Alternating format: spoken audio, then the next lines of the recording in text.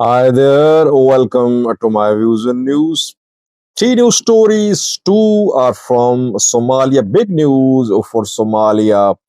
A big development. Farmajo, former president, responded to though Somalia's government is not confirming what is being reported by Farmajo and some other sources. Secondly, an update for you about the firing of uh, advisor to the president of Somalia. Did he support Ethiopia? What did he say? Why was he fired yesterday by the president of Somalia? And thirdly, China Africa conference going to kick off after around 48 hours ago. As usual, Isas Sevuk is one of the first leaders who have arrived in China. Isas is always quick to attend such conferences, such meetings. He always arrives early and leaves late.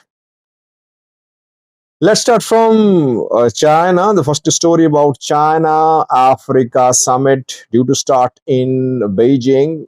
3 day summit going to kick off on the 4th of September, will continue till the 6th of September. We've seen several Africa summits. We saw Russia Africa summit, then US Africa summit, Saudi Arabia Africa summit, Italy Africa summit, South Korea Africa summit, and now China Africa summit. All these summits happened in the last 1 year. It shows how rich Africa is in resources. That is why global powers want to have their presence in Africa, but they earn much more from Africa than they give to Africa, than they share with Africa. Africa will have to learn how to utilize its sources on its own.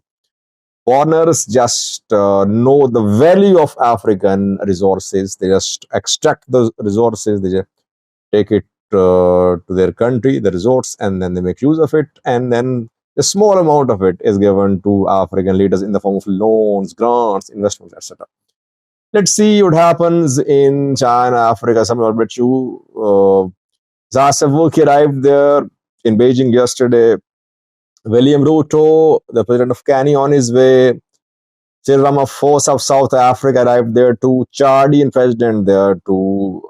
I think PM Abiy will attend the summit too. What about president of Somalia? Let's see. In coming hours, things will be clear. PM Abiy will attend the summit, it seems, but so far, no confirmation about his arrival. There is Savoki arrived 3 days earlier. I mean, the summit due to start on the 4th of September. He arrived there yesterday. And you'll see that he will leave late after all the leaders have left. He uses such occasions to visit the countries, to visit different infrastructure projects, other projects there. We saw that in Italy too, when Italy Africa Summit was held. Issa Saverki stayed there for around 10 days. Let's see what happens. Let's see what Eritrea, Ethiopia, African countries will be able to get from China through this summit. Secondly, viewers, big news from Somalia, though Somalia's government is dismissing the reports being shared in social media.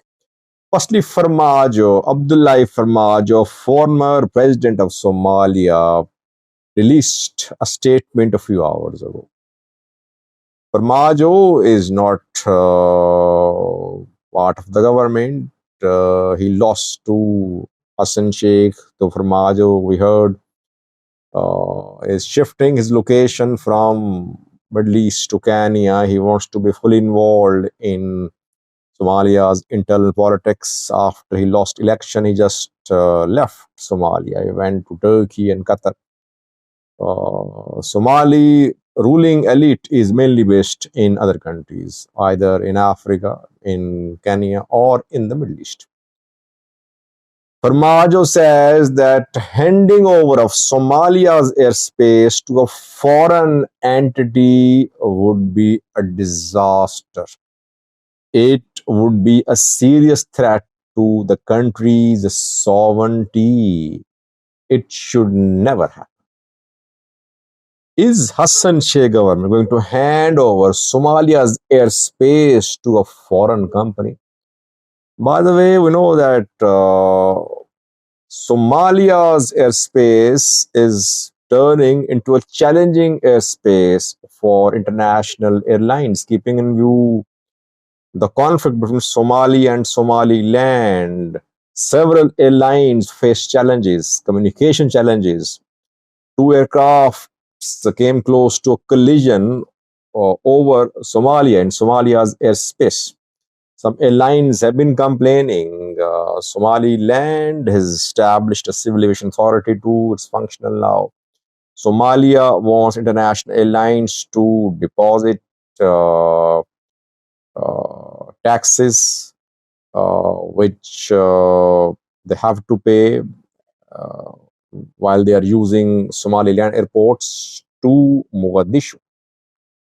So Somalia's government is telling international airlines to pay Hargeisa, Berbera airport fees to Mogadishu, and there have been several incidents involving disruption of communications over Somalia's airspace faced by international airlines.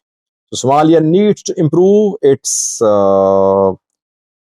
air traffic management systems. Some foreign companies are being introduced. One company called NevPass is in charge of revenue collection. Another company is making an entry into Somalia's aviation industry. Cloud Air Navigation Services is the name of this company. This is a UAE based company. It is being rumored that this company will take over the Somalia's airspace. Civil Aviation Authority of Somalia issued a statement saying that baseless rumors are being spread about a foreign entity taking over Somalia's airspace. Rather, the Civil Aviation Authority has taken some measures to upgrade air traffic management, quote unquote, to upgrade air traffic management and to improve navigation and communication. This is what Somalia's Civil Aviation Authority said. Any foreign company entering into Somalia's civil aviation wing, yes, UAE based company has signed an agreement with Somalia's government. Turkey in charge of training Somalia's forces. Egypt sending its forces ammunition to Somalia. Now UAE-based company given huge role in managing Somalia's airspace. Indirectly, the government of Hassan Sheikh is confirming that it has made some changes to the way air traffic management will be organized, but it is rejecting rumors that the entire airspace is being handed over to a foreign entity. Let's see, Hassan Sheikh government, I think, will be the target of Farmajo now. Farmajo is now in the mood of being in opposition gear to launch a campaign. The election is 2 years away, but I think Farmajo has decided to put political pressure upon Hassan Sheikh government. Last news, I reported a few hours ago that the president of Somalia had fired his advisor, Abdi Rashid. Allegedly, the advisor was supportive or he was critical of some policies of the federal government of Somalia. Now, it has been confirmed that Abdi Rashid criticized the entry of Egyptian troops in Somalia. He said that Nile River dispute should not be brought in Somalia. Basically, he said that Ethiopia-Egypt dispute over GERD should not be fought on Somali soil. This is what is happening, by the way. Egypt is mainly concerned. Egypt is mainly insecure because of Ethiopian GERD. Egypt has not been able to stop Ethiopia. Now Egypt is looking to use Somalia as a proxy. That is why Egyptian top military kept arriving in Somalia. Somalia could be used as a proxy land for this war between Egypt and Ethiopia. This is what Abdi Rashid warned against, but Hassan Sheikh fired him, saying that all should unite, all MPs, people should unite to protect Somalia's sovereignty and territorial integrity. Thank you.